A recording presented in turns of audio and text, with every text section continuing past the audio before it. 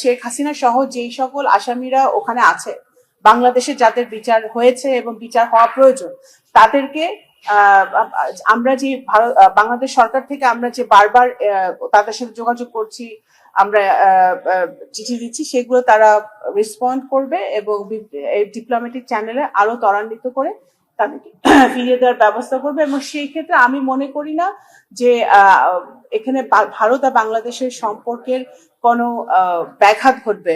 সম্পর্ক তো সম্পর্ক জায়গায় থাকবেই, এবং সেটা একটি দেশের সাথে আরেকটি দেশের বাইল্যাট্রাল এবং সম্পর্কটা বহু মাত্রিক হয়। তো সেই ক্ষেত্রে অবশ্যই তাদের সাথে আমাদের সম্পর্ক থাকবে, আমাদের এক্সচেঞ্জ থাকবে, আমাদের ডায়ালগ চলমান থাকবে, যেটা চলমান আছে। বিমস্টেকের একটা মিটিং এ আমাদের উপদেষ্টা ভিজিট করছে, তো এটা তো একটা চলমান প্রক্রিয়া, সেটা তো থাকবেই। কিন্তু এটা বাংলাদেশের মানুষের জন্য, বাংলাদেশের গণতন্ত্রের জন্য, বাংলাদেশের ইতিহাসের জন্য এটা অত্যন্ত গুরুত্বপূর্ণ। আমাদের যারা এই জুলাই মাসে, এটা বলতেই হবে, যারা রক্ত দিয়েছে, যারা মারা গেছে, যারা আহত অবস্থায় আছে, তাদের পরিবারের জন্য একটা ক্লোজার দরকার।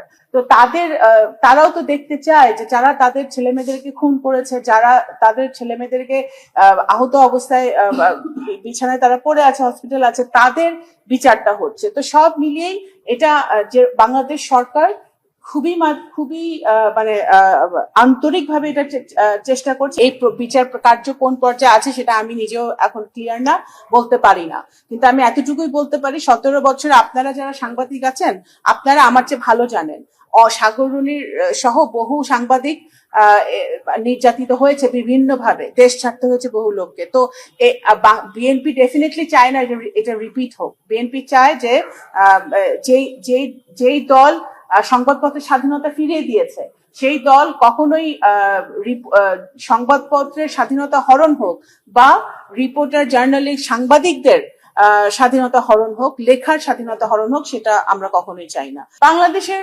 আমাদের ট্যুরিজম, আমাদের সিভিলাইজেশন তো আমাদের আরো উচ্চতর পর্যায়ে নিয়ে যেতে হবে। তো আমরা তো আমাদের মাননীয় প্রধানমন্ত্রী, উনি কিন্তু বাংলাদেশের অর্থনীতি, যে ভঙ্গুর অর্থনীতি উনি ইনহেরিট করেছে গত 17 বছর স্বৈরাচার সরকার থেকে, এই অর্থনীতিকে ভালো অবস্থায় নিতে হলে আমাদের যেরকম কৃচ্ছতা সাধনা করতে হবে, আবার আমাদের যে যা প্রয়োজন সেগুলো আমাদের ক্রয়ও করতে হবে। তো আমাদের বোয়িংও দরকার, আমাদের এয়ারবাসও দরকার, তো দুটোই আমরা ক্রয় করব। বিনিয়োগের ক্ষেত্রে ইট ইজ অ্যাবসলিউটলি বাংলাদেশের স্বার্থ সবচেয়ে আগে দেখা হয়। এখন আমাদের সবচেয়ে বেশি দরকার বিনিয়োগ। রিসেন্টলি গতকালই একটা পার্লামেন্টের একটা বিল পাস হয়েছে, যেটা I think it's a very revolutionary একটা বিল পাস হয়েছে, যেখানে আমাদের কস্ট অফ ডুইং বিজনেস কমবে, আমাদের ব্যুরোক্রেটিক ঝামেলা কমবে, যে একটা বাংলাদেশ ইনভেস্ট নামে একটা আইন পাস হচ্ছে, সেটা আমাদের বিনিয়োগকে আরো ত্বরান্বিত করবে। অবশ্যই এটা তো যেই দেশ, আমাদের দেশের সব দেশকেই আমরা ওয়েলকাম জানাচ্ছি কিন্তু বিনিয়োগ করা। মাননীয় প্রধানমন্ত্রী এখন তো দেশের কাজ নিয়ে বহু ব্যস্ত আছে, উনি মাত্র 2টি দেশ অত্যন্ত সফলভাবে সফর করে এসেছেন, পর্যায়ক্রমে সব দেশের সাথে সফর করবেন।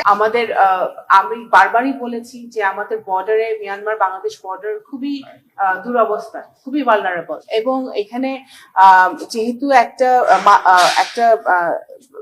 আরাকান আর্মি, মিয়ানমার সরকার, রাখাইন, বাংলাদেশ সব মিলিয়ে একটা বহুমাত্রিক সমস্যা। তো এই সমস্যা তো আমাদের 4 মাসে সমাধান হবে না। এই সমস্যা গত 17 বছরে জিয়ে রেখে আরো বেশি ঘনীভূত হয়েছে। তো এখন সেই কারণে আমরা চেষ্টা করছি, আমাদের এটা সব কমিউনিকেশন কিন্তু ভিজিবল না, দৃশ্যমান করা সম্ভব না। আমাদের আনঅফিশিয়াল চ্যানেলে, অরাজনৈতিক চ্যানেলে, আনডিপ্লোম্যাটিক চ্যানেলে কমিউনিকেশন গুলো চলছে। আমরা আশা করছি, কারণ আমরা যদি আরো স্পেস দেই, প্রোভাইড করি, তাহলে কিন্তু আরো বেশি আমাদের সমস্যা আগামী দিনে সমাধানের কঠিন হয়ে যাবে। তো এখন কিন্তু দেশগুলো আরো বেশি, আমার স্টেক হোল্ডার যারা আছে, বিশেষ করে মুসলিম দেশগুলো, টার্কি, মালয়েশিয়া, চায়না, সবাই কিন্তু আরো বেশি আমাদেরকে কমিট করছে যে তারা মিয়ানমার সরকারের সাথে কথা বলবে, আরাকান আর্মির সাথে একটা যোগাযোগ স্থাপন করে কিভাবে রিপ্যাট্রিয়েশনটা শুরু করা যায়। তো বাংলাদেশ সরকার ওই স্ট্যান্ডেই আছে। যে রিপ্যাট্রিয়েশন হতে হবে, ডিগনিফাইড সম্মানজনকভাবে রোহিঙ্গারা তাদের দেশে ফেরত যাবে। এই স্ট্যান্ডে বাংলাদেশ সরকার আছে এবং এই স্ট্যান্ডকেই বাস্তবায়ন করার জন্য আমরা কাজ করে যাচ্ছি। সাবেক প্রধানমন্ত্রী শেখ হাসিনা ভারতে পালিয়ে গেছে বাংলাদেশ থেকে জুলাই গণ অভ্যুত্থানের পরে।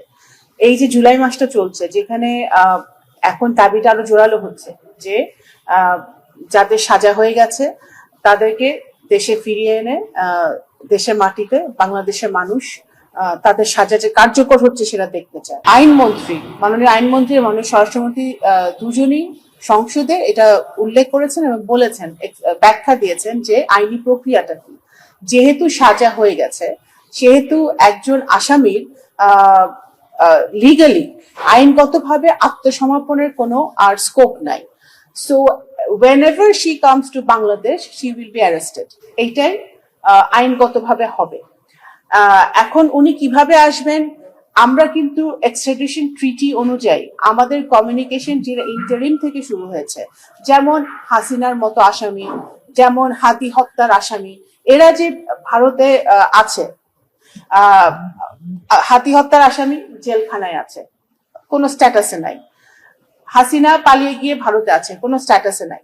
তারা কিভাবে ফেরত আসবে সেটা যদি এক্সট্রাডিশন ট্রিটির অনুযায়ী আসে, তাহলে এটার আইনগত নিয়ম আছে এবং ডিপ্লোম্যাটিকও কিছু নর্মস আছে।